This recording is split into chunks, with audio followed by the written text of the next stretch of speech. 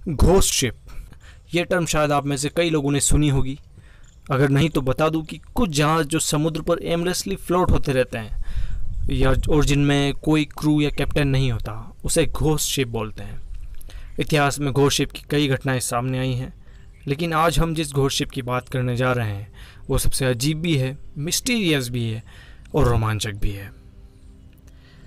कहानी शुरू होती है 1861 से, जहां नोवा स्कोटिया कनाडा में इसे बनाया गया था, जहां शुरुआत में इसे अमेज़न नाम दिया गया।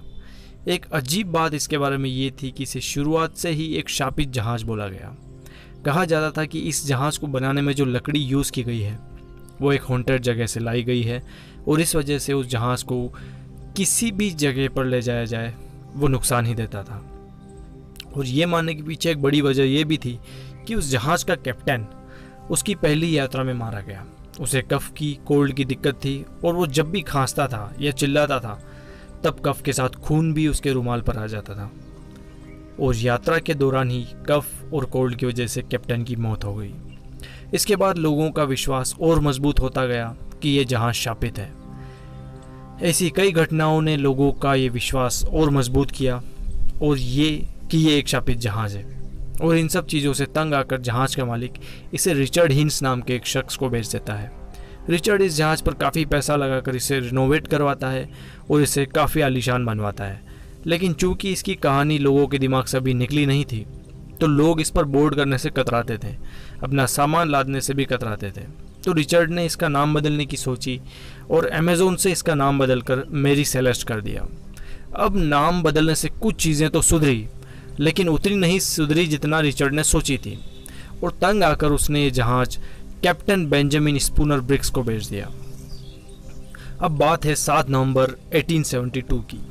मेरी सेलेस्ट जहाज न्यूयॉर्क से रवाना होता है इटली जेनेवा के लिए, जिसमें सवार थे कैप्टन, उनकी पत्नी सोफिया और उनकी एक बेटी और 7 क्रू मेंबर। शिप में करीब 1700 बैरल क्रूड अल्कोहल था और अब ये जहाज रवाना होता है अटलांटिक ओशन के रास्ते। अब जहाज रवाना तो होता है, लेकिन 20 दिन हो जाते हैं ये इटली नहीं पहुंचता और ना ही इसकी कोई खैर खबर आती है। सभी लोग हैरान परेशान कि जहाज गया कहाँ। इसी बीच 4 दिसंबर 1872 के दिन पुर्तगाल के एजोर आइलैंड के पास एमलेसली फ्लोट करता हुआ एक जहाज दिखाई देता है और इसको एक जहाज डिया ग्रेटिया पर मौजूद कुछ लोग देखते हैं। डिया ग्रेटिया के कैप्टन मोरहाउस ने अपनी क्रू के मेंबर को मेरी सेलेस्टी जहाज पर भेजा, लेकिन जब क्रू मेंबर वहां पर पहुंचते हैं तो देखते हैं कि वहां कोई नहीं है। एक जहाज है जो बिल्कुल खाली है। जब लॉग बुक खंगाली जाती है तो पता चलता है कि इसमें आखिरी एंट्री 25 नवंबर की थी और उस एंट्री में बताया गया था कि काफ़ी तेज़ हवाएं चल रही है, उनका नेविगेशन सिस्टम ख़राब हो चुका है जो कि उनको दिशा दिखाता है, यानी कि 9 दिन पहले, जिसका मतलब ये कि जहाज़ 9 दिनों से समुद्र की सतह पर फ्लोट कर रहा था बिना किसी कैप्टन या बिना किसी क्रू के। जहाज़ को करीब से देखने पर पता चलता है कि इसकी एक लाइफ बोट गायब थी, जहाज़ से एक रस्सी बंधी हुई थी जो कि टूट चुकी है और जहाज़ के अंदर कुछ फीट तक पानी भर चुका है। अब उस ज़माने में ये रूल था कि अगर किसी जहाज़ को कोई दूसरा जहाज़ रेस्क्यू करता है तो उस जहाज़ का अच्छा खासा शेयर या पूरा जहाज़ रेस्क्यू करने वाली जहाज़ की क्रू को दे दिया जाता है। तो इन्वेस्टिगेशन बैठती है कि कहीं कोई फाउल प्ले तो नहीं है। इन सब के आखिर में मेरी सेलेस्ट की कीमत का 1/5 हिस्सा डिया ग्रेटिया की क्रू को दे दिया जाता है। अब इसे लेकर कई थ्योरीज सामने आती है। सबसे पहली थ्योरी जिस पर यकीन करना लगभग नामुमकिन है और वो ये कि शायद समुद्र के किसी सी मॉन्स्टर या किसी समुद्री राक्षस ने क्रू को निगल लिया हो। दूसरी थ्योरी जिस पर भी यकीन करना मुश्किल तो है लेकिन नामुमकिन नहीं है, दूसरी थ्योरी ये कि शायद समुद्री लुटेरों ने जहाज़ पर हमला कर दिया हो और सभी 10 लोगों को मार दिया हो, लेकिन जहाज़ पर किसी तरह की हाथापाई या लड़ाई के या छीना झपटी के सबूत नहीं मिले और अंदर के पड़े सभी अल्कोहल क्रूड के कंटेनर सही सलामत थे। तो इस एंगल को भी रूल आउट किया जा सकता है।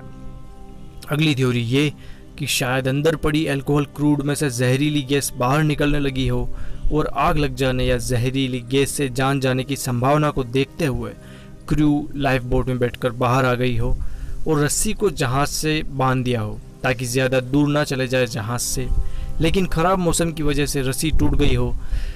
ये थ्योरी भी काफ़ी हद तक लॉजिकल लगती है लेकिन अभी 2 थ्योरीज और हैं। चौथी थ्योरी ये शायद जहाज़ के क्रू मेंबर ने अल्कोहल क्रूड में रखी अल्कोहल पी ली हो और पीने के बाद जहाज़ में बगावत हो गई हो और उसके बाद किसी क्रू मेंबर ने सभी को मारकर पानी में फेंक दिया हो और खुद लाइफ बोट में बैठकर कहीं चला गया हो।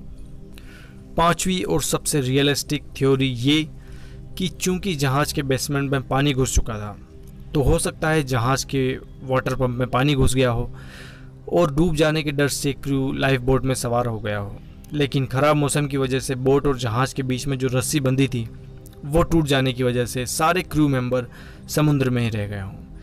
एक और इंटरेस्टिंग थ्योरी लास्ट में सामने आई और वो ये कि इस जहाज़ में 3 लोगों की हिस्सेदारी थी। जहाज़ की कीमत के 12 हिस्से कर दिए जाएं तो 4/12 हिस्सा कैप्टन ब्रिग्स के पास था, 6/12 हिस्सा जहाज़ के दूसरे मालिक के पास और बचा 2/12 हिस्सा जहाज़ के तीसरे मालिक के पास था और जहाज़ का अच्छा खासा अमाउंट का इंश्योरेंस भी करवा रखा था। तो एक थ्योरी ये सामने आती है कि बाकी के मालिकों ने इंश्योरेंस का धन उठाने के लिए हो सकता है कि डिया ग्रेटिया के क्रू से सांठगांठ की हो और उन्हीं से कहकर जहाज़ को डुबोने की साजिश की हो ताकि वो इंश्योरेंस के पैसे उठा ले और डिया ग्रेटिया जो है क्रू मेंबर उनका वो उस शिप की जो रकम है वो उठा ले। ये बात हवा में नहीं है क्योंकि जब ये जहाज़ 1885 में अपने नए मालिक पार्कर के पास था तब उन्होंने भी जानबूझकर इस जहाज़ को डुबा दिया था ताकि इंश्योरेंस का अच्छा खासा पैसा उन्हें मिल सके। इंश्योरेंस का अच्छा खासा पैसा उन्हें मिला भी, लेकिन कुछ समय बाद जब इन्वेस्टिगेशन अथॉरिटी को इसके बारे में पता चला कि ये एक फाउल प्ले था और जानबूझकर जहाज़ को डुबोया गया था तो वो इंश्योरेंस की रकम वापस ले लेते हैं। इस वजह से पार्कर की इमेज भी ख़राब होती है, उनको फाइनेंशियल लॉस भी होता है और 3 महीने बाद वो गरीबी और चिंता की वजह से मर जाते हैं। अब जहाज़ की डूबने की इतनी वजह सामने आई, लेकिन क्रू किस तरह गायब हुई ये आज भी एक राज है। इसके ऊपर कई लोगों ने कई और थ्योरीज भी दी, लेकिन आज तक मेरी सेलेस्ट की इस मिस्ट्री को कोई नहीं सुलझा सका। आप किस थ्योरी में बिलीव करते हैं कमेंट में ज़रूर बताएं। तब तक के लिए गुड बाय, शुक्रिया।